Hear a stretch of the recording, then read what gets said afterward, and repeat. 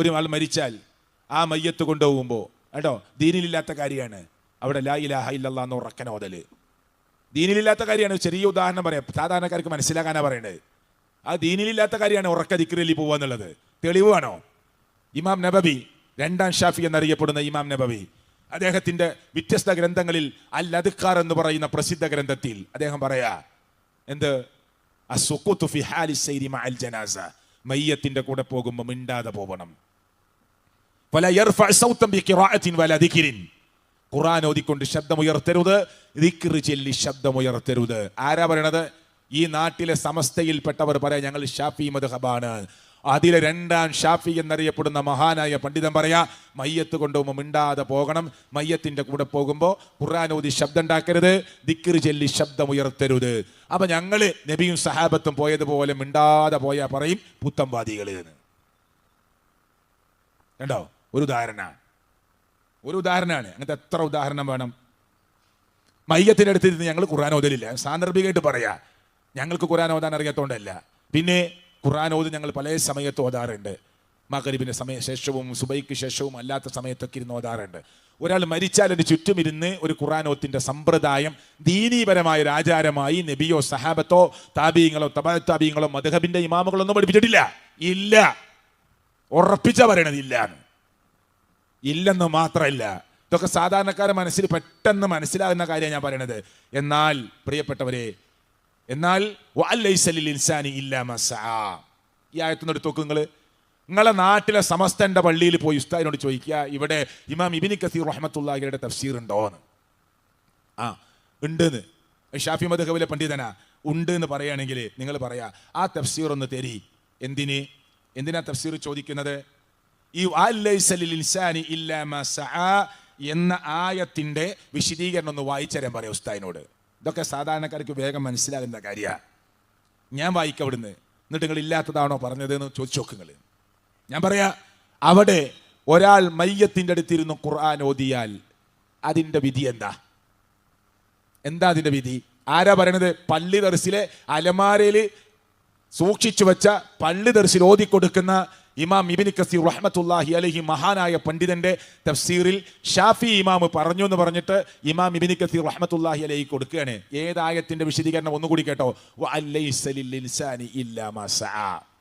ഇനി തിരിച്ച് നിങ്ങൾ ചോദിച്ചോളി ഞങ്ങളോട്, മുജാഹിദ് പ്രസ്ഥാനം ഇന്നത് ചെയ്യില്ല, എവിടെ തെളിവ്? ഞങ്ങൾ ദീനിന്റെ പരമായി ആചാരമായി അള്ളാഹുവിന്റെ ദീനിലില്ലാത്ത ഒന്ന് ചെയ്യുന്നുണ്ടെന്ന് തെളിയിച്ചാൽ അത് സ്റ്റോപ്പാക്കാൻ, നിർത്താൻ, തെളിവില്ലാത്തതാണെന്ന് കണ്ടാൽ നിർത്തലാക്കാൻ 100% ഞങ്ങൾ റെഡിയാ.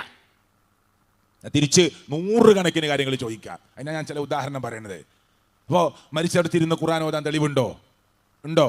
എന്താ തഫ്സീർ പറഞ്ഞു കേട്ടോളൂ. വമിൻ നാദിഹില്ലായ അൽ കരീമ വഅൻ ലൈസ ലിൽഇൻസാനി ഇല്ലാ മാ സഅ എന്ന ആയത്തിന്റെ വിശദീകരണത്തിൽ മഹാനായ ഇമാം ഇബ്നു കസീർ റഹ്മത്തുള്ളാഹി അലൈഹി, ഇമാം ഷാഫി റഹ്മത്തുള്ളാഹി അലൈഹിയെ പോലെയുള്ള ആളുകളുടെ ഖൗലായി, അവരുടെ അഭിപ്രായമായി പറയുന്നത് കേട്ടോളൂ നിങ്ങൾ. വമിൻ നാദിഹില്ലായ അൽ കരീമ, ഈ മഹത്തരമായ ആയത്തിൽ നിന്ന് ഇസ്തംബത ശാഫിഈ റഹിമഹുല്ലാഹ്, ഇമാം ഷാഫി റഹ്മത്തുള്ളാഹി അലൈഹി ഇസ്തിംബാത്ത് ചെയ്യുകയാണ്, തെളിവെടുക്കുകയാണ്.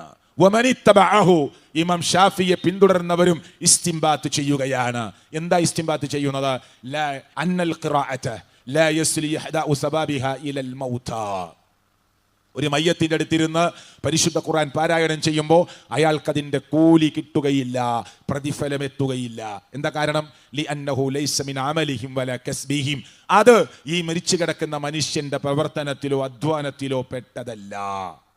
ഇനി കേട്ടോ, വലിഹദാ ലം യൻദുബ് ഇലൈഹി റസൂലുള്ളാഹി സ്വല്ലല്ലാഹു അലൈഹി വസല്ലം, അല്ലാഹുവിന്റെ പ്രവാചകൻ ഉമ്മത്തിനെ ഇങ്ങനെ ഒരു സുന്നത്ത് പഠിപ്പിച്ചിട്ടില്ല. എങ്ങനെ? മരിച്ചാൽ മയ്യത്തിന്റെ അടുത്തിരുന്ന് പരിശുദ്ധ ഖുർആൻ ഓതുക എന്നൊരു ആചാരം സുന്നത്തായി അല്ലാഹുവിന്റെ പ്രവാചകൻ പഠിപ്പിച്ചിട്ടില്ല. മാത്രമല്ല പ്രിയപ്പെട്ടവരെ, ഖണ്ഡിതമായ തെളിവോ സൂചനാപരമായ തെളിവോ വന്നിട്ടില്ല. വലം യുൻഖൽ ദാലിക അൻ അഹദിൻ മിനസ് സഹാബ, സഹാബത്തിൽപ്പെട്ട ഒരാളിൽ നിന്നും ഇങ്ങനെ ഒരു കാര്യം ഉദ്ധരിച്ചു വന്നിട്ടുമില്ല റളിയല്ലാഹു അൻഹും. സഹാബികൾക്കറിയില്ല. അപ്പൊ ഞങ്ങൾ മരിച്ചാൽ മയ്യത്തിന്റെ അടുത്തിരുന്ന് പരിശുദ്ധ ഖുർആൻ പാരായണം ചെയ്തില്ല, നബി ഓതിയിട്ടില്ല സല്ലല്ലാഹു അലൈഹി വസല്ലം. എത്രയോ സഹാബികൾ അല്ലാഹുവിന്റെ റസൂൽ ജീവിച്ചിരിക്കുന്ന കാലത്ത് മരിച്ചിട്ടുണ്ടല്ലോ. എന്നിട്ട് ആ മയ്യത്തിന്റെ അടുത്തിരുന്ന് നബി ഖുർആൻ ഓതിയത്, സഹാബത്ത് ഖുർആൻ ഓതിയത് താബീങ്ങൾ ഖുർആൻ ഓതിയത്, മദ്ഹബിന്റെ ഇമാമുകൾ ഖുർആൻ ഓതിയത് ഈ പ്രസംഗിക്കുന്ന പണ്ഡിതന്മാർക്ക് സമൂഹത്തിന് പറഞ്ഞു കൊടുക്കാൻ കഴിയില്ല. ഞാൻ ഷാഫി മദ്ഹബിന്റെ തഫ്സീറിൽ നിന്നാണ് വായിച്ചത്.